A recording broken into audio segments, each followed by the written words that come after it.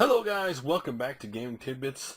It's been a while, we're getting back rolling the videos again, and this time we're going to talk about a kind of a weird, from the same people of another story I talked about at the end of last year, and that was people who made the Starforce Pi, which the Starforce Pi was originally going to be a retro gaming machine, pint-sized arcade machine running on Raspberry Pi computers, but unfortunately it never got backed on Kickstarter, and there was a lot of reasons why. People had their own Raspberry Pi. Why should I pay for this? This and that, and the cost of it. But again, enough people were interested. Kickstarter failed. Well, this same team has come up with something different. It is basically a handheld, portable, or small arcade machine size portable Neo Geo MVS arcade machine. And what's interesting about this is being dubbed the Starforce Neo. Obviously, Starforce is a name they clearly want to go with, so they just threw Neo at the end. So basically, this is using a repurposed old computer case known as the Minitel 1. It features an 8-inch LED display with a 4.3 aspect ratio. This machine also runs on the original Neo Geo MV1B motherboard for the authentic Neo Geo experience, obviously. Furthermore, the MVS SCAT video signal is running through a SCAT line generator for hitting the LED screen, so basically gives you kind of a retro feel.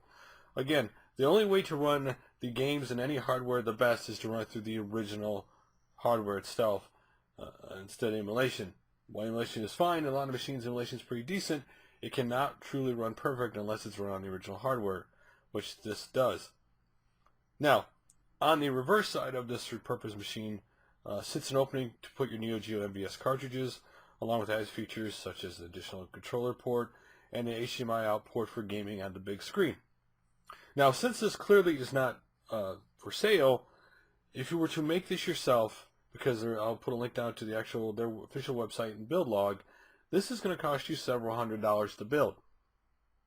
So you really must like the Neo Geo, or want something else cool to put in your game room, for the amount of money it's going to cost you, again, to do this. One of the things that we're still dealing with in the retro community who love things like this is the fact these things, which of course are not made by big companies, but at most of the time just average people who do this on their spare time, and obviously can't cut the deals that big companies can for parts and all that other stuff, the stuff's not cheap. It's just what we live in, whether it be homebrew consoles, whatever. If average people are making it with a limited scope to lower the cost to make the machine, they're gonna just be expensive for now. So this is cool if you love the Neo Geo, and let's say you have a spare Neo Geo to tear apart, and maybe you have a lot of components that could build this because you're that person who goose around with that kind of tech stuff. You might be able to do this, but for the average person, this is probably simply out of their ballpark to build. But it is cool to look at the picture of it and look, man, this reminds me of the old ColecoVision ones and stuff. That'd be kind of cool. But it's the time and the money to build this, which, again, this is very niche, obviously.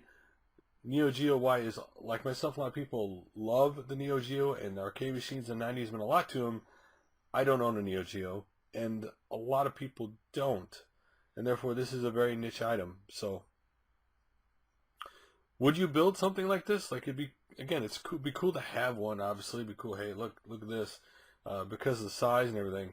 But I don't think it'd be something. Again, one, you would not play on it a lot. It's an 80-inch screen. It's not very big. You could hook it up to your TV and I guess basically use the arcade machine as a controller, since it is basically kind of an arcade controller. Though it is probably one of the biggest expensive controllers you'll ever buy. At the same time, but most of the time you're gonna probably go back to original hardware, and this might for some people end up being, hey, I played it, kind of a display thing, and if they build it, and then they're gonna bring it down for your friends to play, hey, you want to play this? Oh, this is really cool, and then it goes back up on the shelf, right? So anyway, what do you guys think of it? Think it's cool? Would anybody out there actually would like to build one of these one day, or are you just like, that's cool, but I think it's cool, and for people who love it, we're going to build it, but not my kind of thing.